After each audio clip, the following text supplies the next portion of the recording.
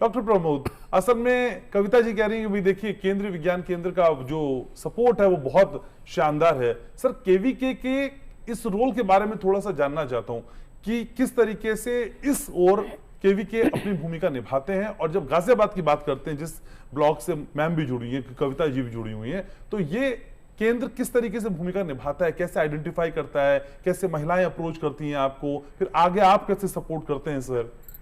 जी धन्यवाद घनश्याम जी।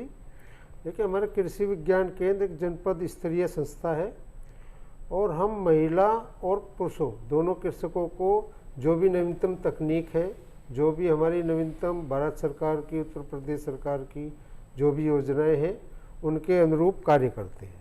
हम सबसे पहले हम कुछ हर विकास खंड के कुछ गांवों का सर्वे करते हैं और उस सर्वे में चाहे महिला हो, चाहे पुरुष हो, चाहे बच्चे, उनको सम्मिलित करते हैं। उसके बाद हम उनकी आवश्यकताएं और इच्छाओं का आकलन करते हैं कि कोई ज़रूरी नहीं है कि हर विकास खंड में सबकी महिलाओं की और पुरुषों की एक जैसी इच्छाएं, आवश्यकताएं हो। सही बात है। फिर उन्हीं के अनुरूप हम अलग अलग ट्रेनिंग मॉड्यूल विकसित करते हैं।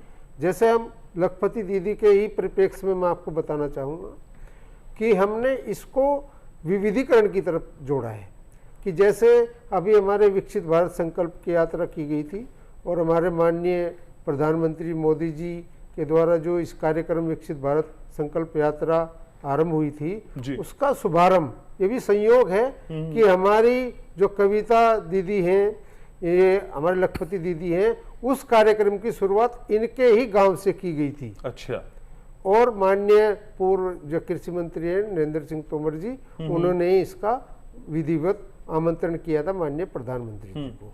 तो अब हमारा उद्देश्य ये था कि शुरू में कुछ महिलाएं अलग अलग एक तरफ में कार्य करती थी, एक होलिस्टिक अप्रोच नहीं थी।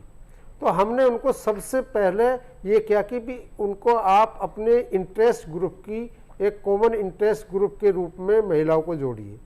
फिर उसको हमने समूह गठन के बारे में प्रशिक्षण दिया और हमने जितने भी समूह हैं, अलग अलग आवश्यकताओं के समूह, जैसे इनका कविता जी का है, ये हमारा जो मोटे अनाज है या गाय आधारित उत्पाद है जी, उन और सब्जी है, इन पे है।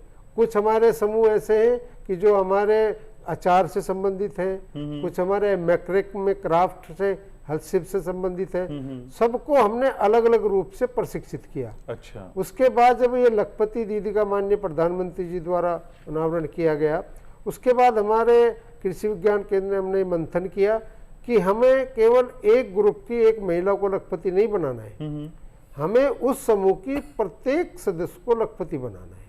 और वो तभी संभव है कि वो अपनी आजीविकाओं के अवसरों में विविधीकरण करें। तो हमने उनको ये थोड़ी सलाह दी कि आप, जैसे इनका ये मैं उदाहरण देता हूँ, बड़ा प्रत्यक्ष उदाहरण है कि हमने इन्हें शुरू में स्टार्ट में कि इन्होंने कैंटीन खोली और उसमें जो भी मार्केट में बाजार में सामान मिलता था उसका उपयोग किया।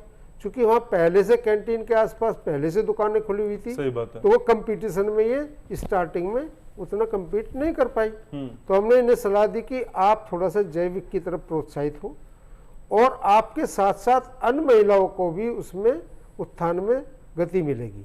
जैसे कि इनके मान लिया एक ग्रुप में इनकी 15 महिलाएं, तो 15 की महिला ये नहीं हो सकता कि एक महिला सभी चीज़ों को उत्पादित करे।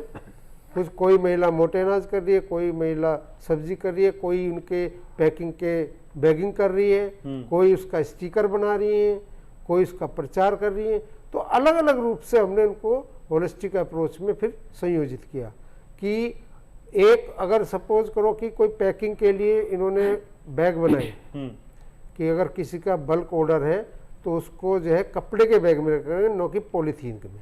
तो कपड़े के बैग, कुछ सदस्यों ने कपड़ों के बैग बनाए तो उन्हें अलग रोजगार मिला, वो उसी फील्ड में लखपति होने वाली है।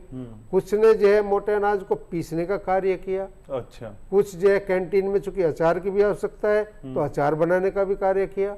और अब इसको थोड़ा सा कैंटीन को और एक मॉडर्न शॉप के रूप में विकसित करने का हमारा और इनका समूह का विचार है कि किस प्रकार से, और जो जैसे अभी हमारी दीपावली का उत्सव आ रहा है, जी तो हमारे दीपावली के उत्सव पे किस प्रकार से गाय के गोबर से दीपक बनाए जाएं, अच्छा अगरबत्ती बनाई जाए, तो इनका एक हम विविधीकरण ठीक है। करेंगे। तो अलग अलग कोशिशें हैं, लेकिन मकसद यही है कि महिलाओं को उनके पैरों पर खड़े होकर लखपति दीदी की योजना से लाभान्वित किया